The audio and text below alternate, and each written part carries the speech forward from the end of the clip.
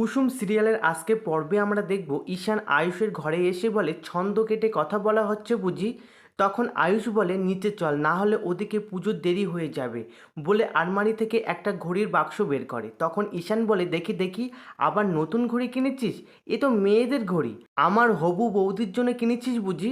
তখন আয়ুষ ঈশানের হাত থেকে ঘড়িটা কেড়ে নিয়ে বলে ঈশান শ্যাট আপ। ঈশান বলে ব্যাপারটা কি, who is the lady girl? তখন আয়ুষ বলে দরজাটা ওদিকে, তুই আসতে পারিস। তখন ঈশান বলে না না, আমি সবটা না জেনে এখান থেকে কোথাও নড়বো না।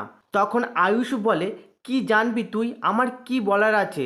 ঈশান বলে তা বল, মেয়েটাকে? তখন আয়ুষ বলে কোন মেয়েটা, আমার কিচ্ছু বলার নেই সত্যি। ঈশান বলে তুই বলবি না? তুই তোর ভাইকে বলবি না? তোর ছোট্ট ভাইকে বলবি না? আমার ভাইয়ের মনের রাজকন্যার কথা না জেনে আমি এখান থেকে এক পাও নড়ব না, ব্যাস। তখন আয়ুষ বলে আর পুজোর ওখানে যদি মা দেখতে না পায় তাহলে তোর কপালে দুঃখ আছে। ঈশান বলে তুই মায়ের ভয় দেখাচ্ছিস কেন বারবার?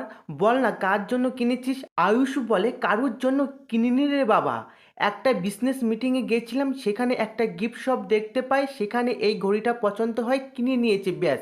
ঈশান বলে বিজনেস মিটিং? আমি বলো রহস্যর গন্ধ পাচ্ছি। আয়ুষ বলে তোর মাথার সঙ্গে সঙ্গে তোর নাকের 12টা বেজে গেছে, সেটা বুঝতে পেরেছিস? ঈশান বলে তবে যাই হোক, আমি চাই এই ঘড়িটা কোনো ভালো একটা মেয়ে পড়ুক, যে তোর ইমোশনালটা বুঝবে। তখন আয়ুষ বলে আমার জীবনে তো সেরকম কেউ নেই, কিন্তু তোর জীবনে আছে, তাই আমি চাই এই ঘড়িটা দেবনীলাকে গিফট কর। আমি চাই সময় দিয়ে তোদের সময় শুরু কর। তো বন্ধুরা, ভিডিওটি যদি ভালো লাগে তাহলে like, comment, share and subscribe করবে।